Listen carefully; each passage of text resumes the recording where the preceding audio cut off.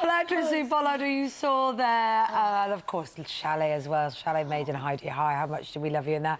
You're here now, looking fabulous, may I say? Oh, thank you, darling. I've been shoveling anything on since 4 o'clock. Keep going, girl. You know.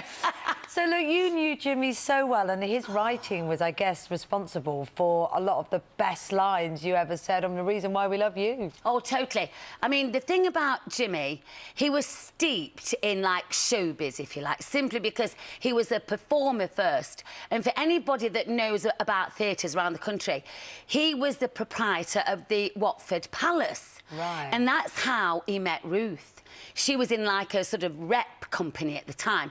And he used to say to her, Ruth, when I develop a part that I know you'll be good for, he said, you will get the phone call immediately. So, of course, that's how she got Gladys Pugh. Right. Fantastic. I shall miss him for his talent and his genius and his consistency and his professionalism. But I shall miss him mostly because he was my mate, a great bloke, and somebody fabulous to have in your life. And you'd known him for so long, hadn't you? And seen him even just recently. Well, yes, only about 2 weeks ago, because obviously you always get the nod when somebody's not well. I mean, we're all very close. All the production team are still close and everything, all the directors. So, of course, I got the call a few months ago, to be honest, saying, so I don't really think that Jimmy is going to be with us very long. I said, oh, is he ill? He said, no, not as such, but he's getting tired. Right. So I saw him a couple of weeks ago, and you could tell he was getting tired. I mean, he's entitled to. Yeah. Do you remember what you just said off air when you said, well, his heart's been going for, you know, 93 years. 93 years. Yeah. We so miss. But one of the things I love as well is that you could tell he had a richness in his writing. And he came to writing quite late, didn't he? Oh, totally. So sometimes now we feel like television is obsessed with the young and the bright, glittery young things. But the fact that he had all that experience, you think, is why he got those characters so right. Oh, most absolutely. I mean, he was very, very thorough. It took him a year for a start to cast Heidi High. I was sent by my agent to his house, and it was almost like the 39 steps, but there were about 339 steps.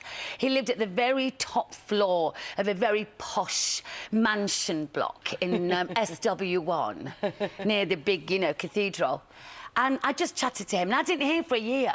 But my point is that he took all that time. He wanted to make sure that all the characters were rounded.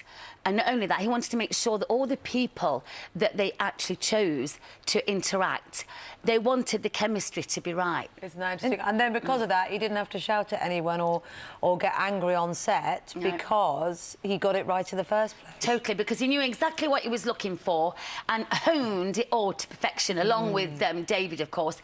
That it was a joy to be there because you were so well protected. You got the scripts ages before you started, and they were absolutely down to the very last letter. You couldn't change anything. Oh, woe betide you've changed anything. Really? Well, you see, they'd worked hard at those scripts. Yeah. They wanted you to say what was on the paper. Although I was very lucky that I got the odd Heidi High when he didn't know. You snuck one in. Yeah. Oh, and I love the fact as well, you know, we look at the clips there, we're all still laughing. You couldn't stop laughing throughout that bit there. So it's so lovely, isn't it, that that's what people will be doing when they see the clips of all his best writing. Oh, totally. And, you know, he gave such a lot of time and effort to his profession.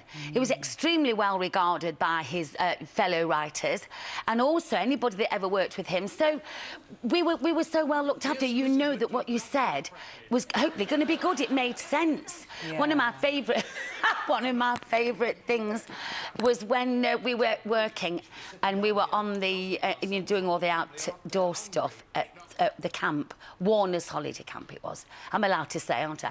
Butlins wouldn't have us. Because they were trying to get away from that image. Oh, we can't possibly have something like Heidi High here. We're wanting to do away with that image. Oh, well, when it got popular, they kept asking us... I bet they were desperate. Well, they couldn't wait. They got these letters every week saying, could you judge the who's got the wrong trousers on competition? So we got to go.